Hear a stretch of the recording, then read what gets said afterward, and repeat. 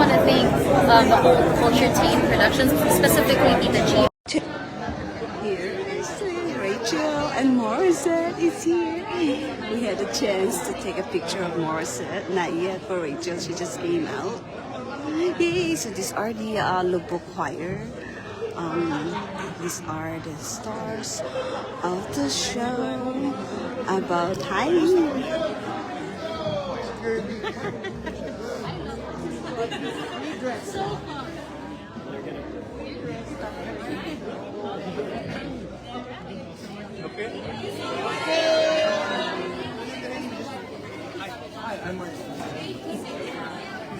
We should take a picture, huh? Miss Rachel! So the one wearing green is Morissette, and Miss Rachel is wearing Filipiniana. For the MIFF, it is our very first world premiere. And I'm going to call now some of the cast and talent behind it. Let's start with the director, King Paliso.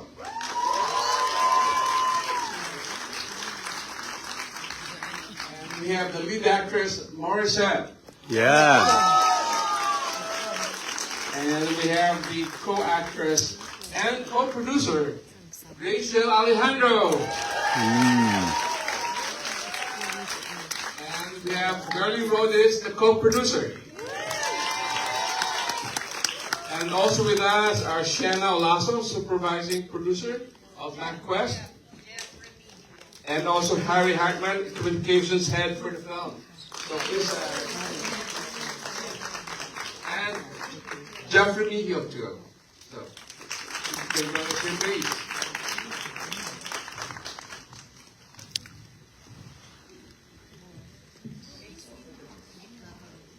Where's Harry? Harry, if you want to join us. Congratulations, Jeff. So, let me say again that thank you for this world premiere. It's a historic moment for the Manila International Film Festival. It's the first world premiere of MIFF, and it's a proud moment for us at the MIFF because our primary goal is to showcase Philippine cinema and Filipino talent. So let me just say that this film is based on two events and two characters. Wow. The Lobok Children's Choir performed as themselves. Written and co-produced by Sergeant Aquesta and co-produced by the great Philippine singer and icon, Celeste Legaspi.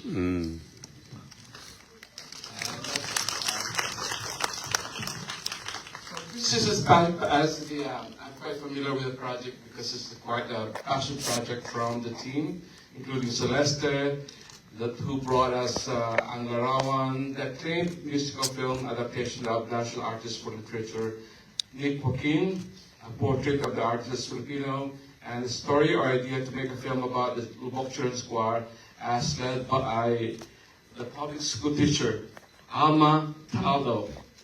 So it's an inspiring story because it's a real story, and it's all because of the spirit and the guidance of a public school teacher, Alma Taldo. So let me start with the director, King. Tell us how you open up the film, instead of some musical, but including showcasing the beauty of Bohol too as well. So we when we were planning for the film, the producers and I were sort of discussing how do we approach this film, no? Kasi with Girlie and Rachel coming from a musical, Ang Larawan, we wanted to sort of find the right balance between storytelling, the narrative, the straightforward storytelling, and infusing it with music. No? So early on, we were already aligned that we wanted this film not to be a musical, but a film about music. No? So, and at the same time, we wanted also to make the town of Lobok and Bohol not just a location, but also a character in the film. So it was important for us to showcase two things, no? The music and of course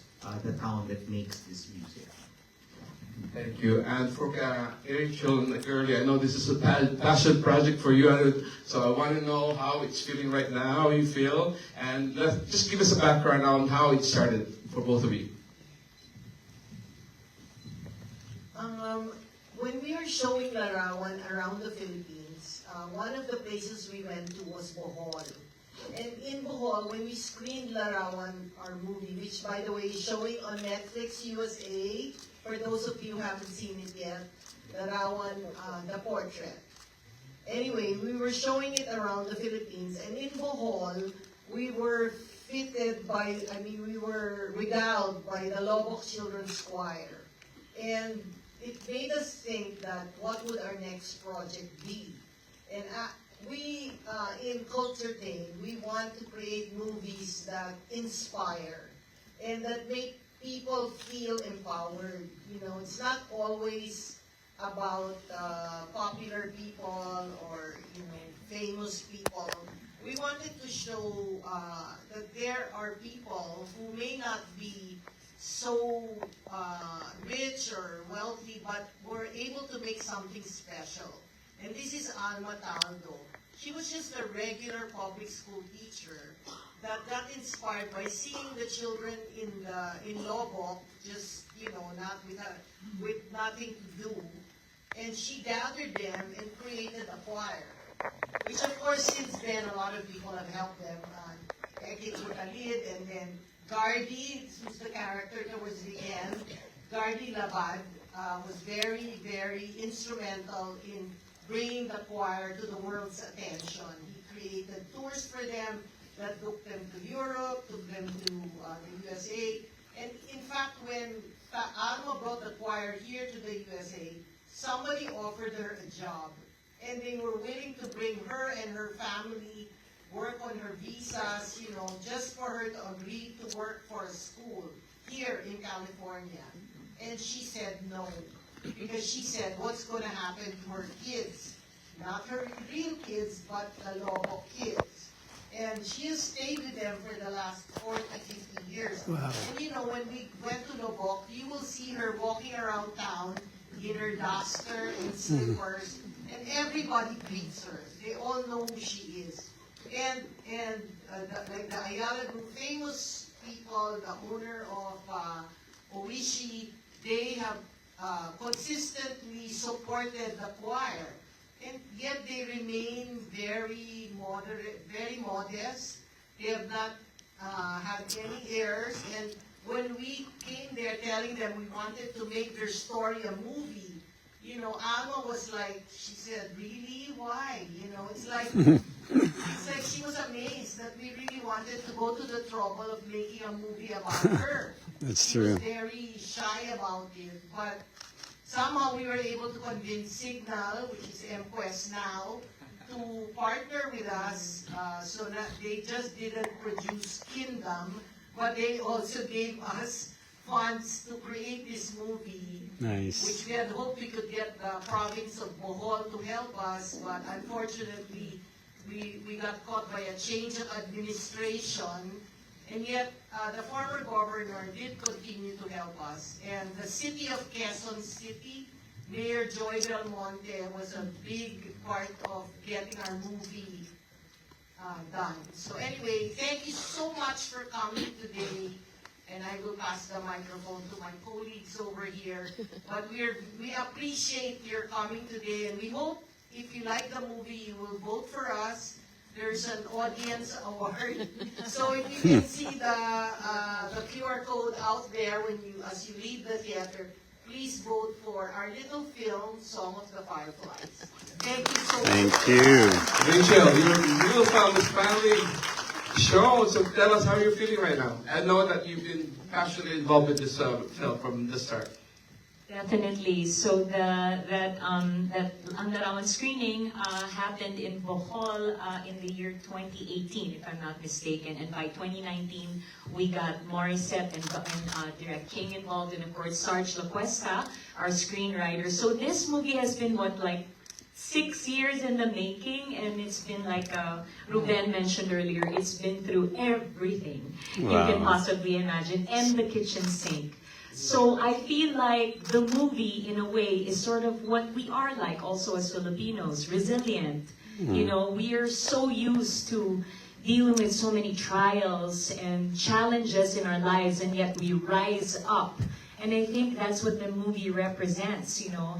And also that's why we also felt, and I told Ruben this when I proposed that we have the world premiere right here at the Manila International Film Festival, is I said, it's actually not weird that it would have a world premiere for Filipino Americans, because just like Filipino Americans and immigrants in this country, you know, we go through, you know, we bring our families here and we go through impossible circumstances, and yet we prevail. And so I think it's a story that, even if it is about a Filipino story in a little town, I think it's something that will resonate with all of us, not just Filipinos, but I guess the immigrant story, and everyone around the world that, you know, can relate to that kind of struggle and still, you know, achieving success and better lives for ourselves and our families. Right. Thank you, Rachel. Thank you. And now we go to the beautiful lady in green.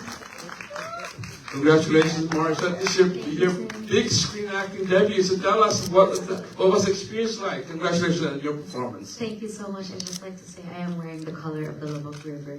Mr. Harold, Mr. Anna.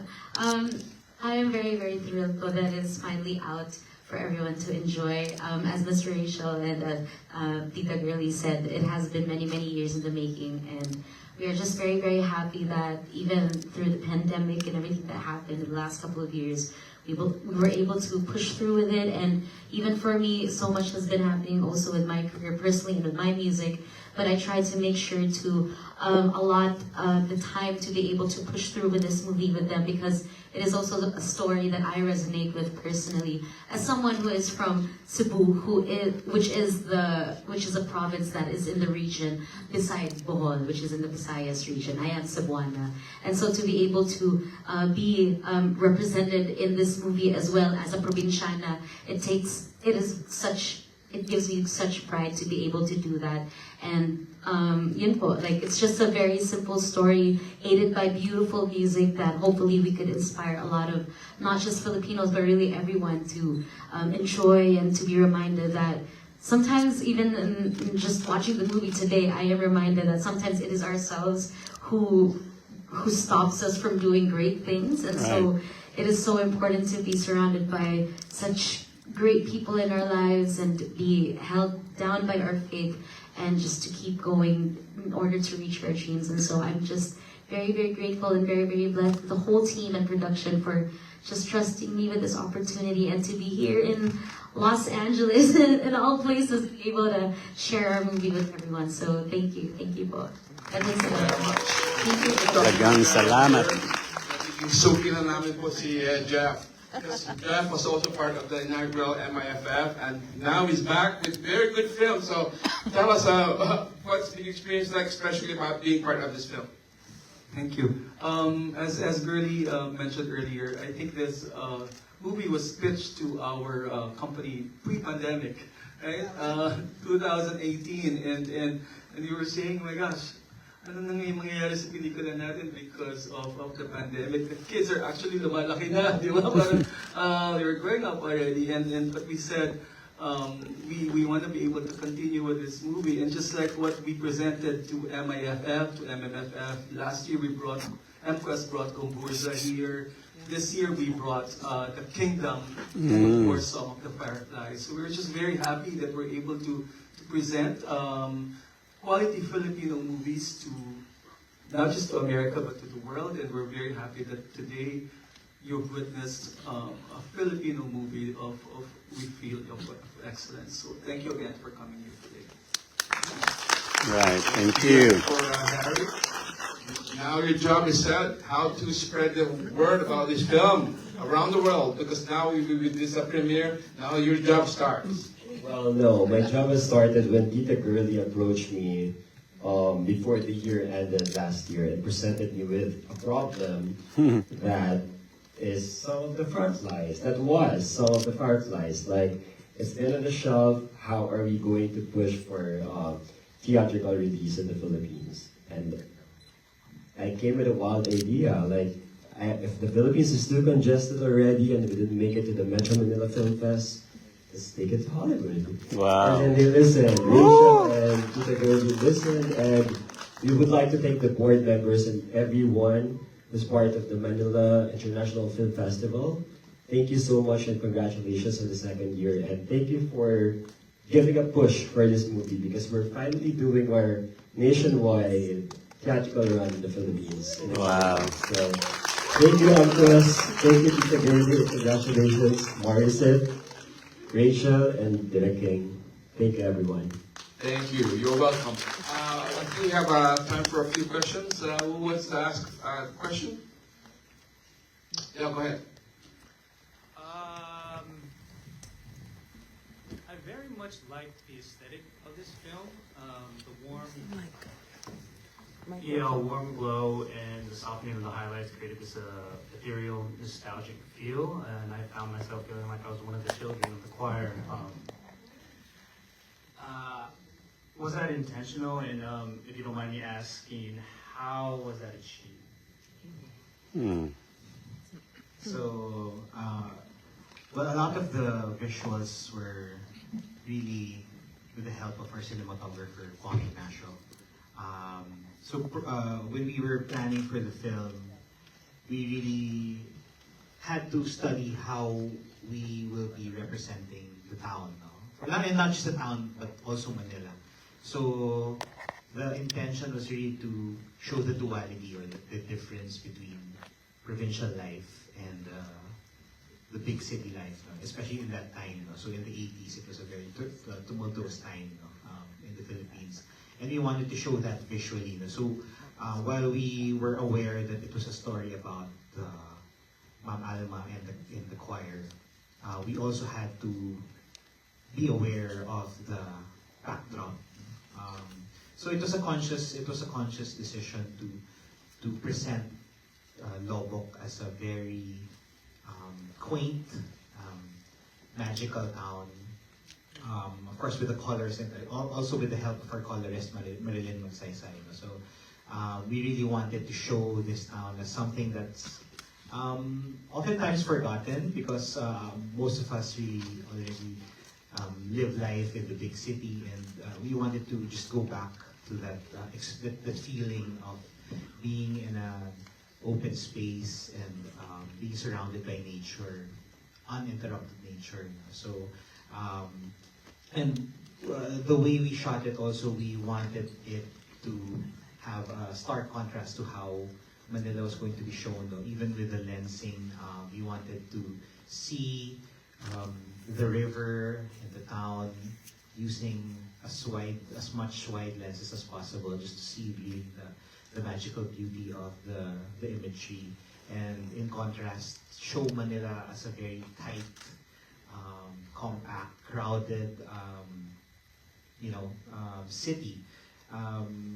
Apart from the visuals, we also wanted to aid that with sound. No? So I was very conscious about using sound as a way to show the difference between the two locations. You'll notice how in the first half it was a lot of quiet moments, just letting the wind blow and feel the leaves rustling. And at the same time in Manila, just hear always buses honking and all the people talking. You are a course leader, a conductor. How did you solve that for yourself as an actress? Because you are not a conductor. Yes, one of the things that I had to prepare before we started filming, especially in Bohol, was I personally met up, of course, with Ma'am Alma Taldo and their current conductor now, which is Ma'am Leia Kala, and they personally had to teach me how to do the gestures. And honestly, it was also during a very tight time because we had a very tight schedule being in Bohol. We were there for a whole month, but we had so many scenes to shoot and so much stuff to do. And so we just tried to just squeeze in some time to learn and understand. But also, I guess it wasn't as difficult for me because I am a performer, and so timing and tempo is already very essential. But it was just how to be able to do that in as a conductor and being able to do that with the kids. And honestly also it was throughout, although I did have that sessions of learning with the current conductors of LCC, it was during the shooting process